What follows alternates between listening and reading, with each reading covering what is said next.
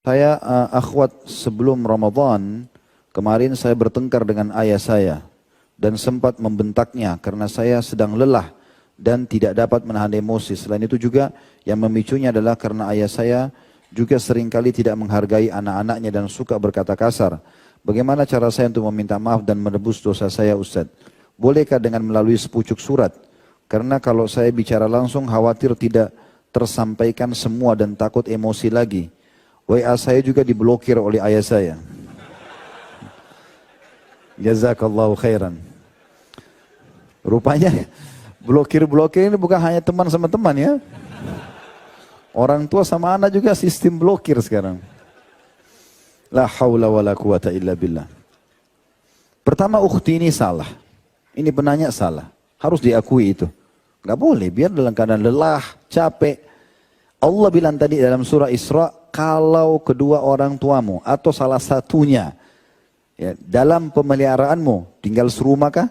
Baik orang tua yang biayai kita numpang di situ atau kitanya yang mampu orang tua kita yang tinggal bersama. Kita tidak katakan orang tua numpang ya.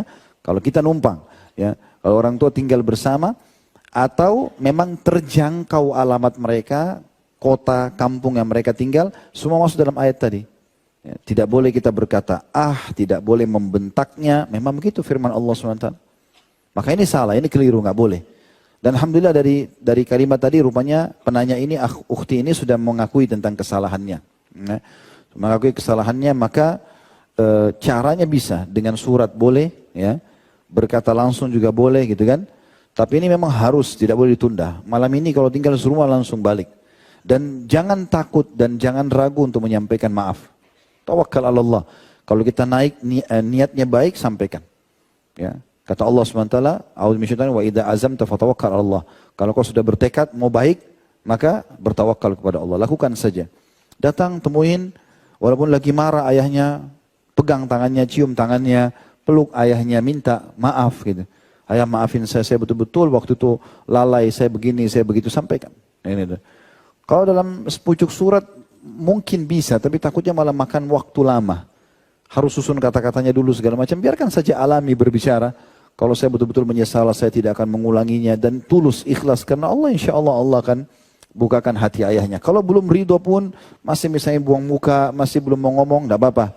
Mungkin ayah masih marah. Saya akan terus lanjutkan. Besok minta maaf lagi. Terus sampai dapat ridhonya. Ingatlah hadis Nabi SAW, ridho Allah, ridho kedua orang tua. Dan ayah ini juga posisi khusus ya. Kata Nabi SAW ada di antara hadis diangkat Imam Az-Zahabi, siapa yang membenci ayahnya. Sebentar saya pastikan, ada hadisnya itu.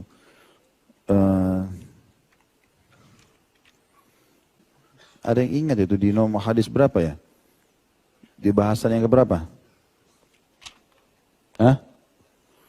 62.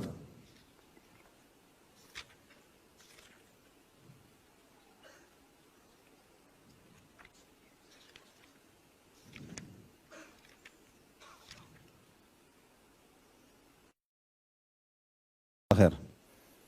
Ada calon pengganti saya. Jadi di dosa besar 62 sudah pernah kita bahas itu ya. Yang masalah orang yang mengklaim penisbatan diri kepada selain bapaknya. Tapi ada hadis di sini yang menarik itu. Yang diriwayatkan Imam Bukhari Muslim. Kata Nabi SAW. Ini ukhti yang bertanya, perhatikan baik-baik. La targhabu an abaikum. Faman ragiba an abihi fahuwa kufrun. Ini hadis sahih riwayat Bukhari Muslim. Imam Bukhari meriwayatkan ini dalam kitab Al-Faraid di nomor 6768. Imam Muslim dalam Kitabul Iman nomor 62. Yang artinya barang siapa, janganlah kalian membenci bapak-bapak kalian. Di sini nggak disebutkan ibu. Ini ulama khususkan hadis ini memang untuk ayah. Karena Nabi SAW sebutkan ayah. Jangan benci ayah-ayah kalian atau bapak kalian. Barang siapa yang membenci ayahnya maka dia telah kafir. Makna kafir di sini ada sebagian ulama mengatakan memang seperti perkataan Ibnu Umar, kufrun duna kufur. Dosanya sampai pada dosa beratnya seperti kekufuran tapi tidak keluar dari Islam. Cuma ini berat. Jadi harusnya hati-hati dengan poin-poin seperti ini. Dan ini hadis ini sangat tegas masalah itu ya.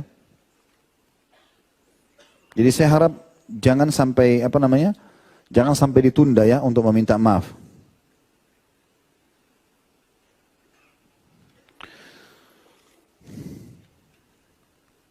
Kalau perlu mungkin bisa juga menggunakan orang ketiga ya, paman Mungkin ada yang bijaksana, yang dewasa.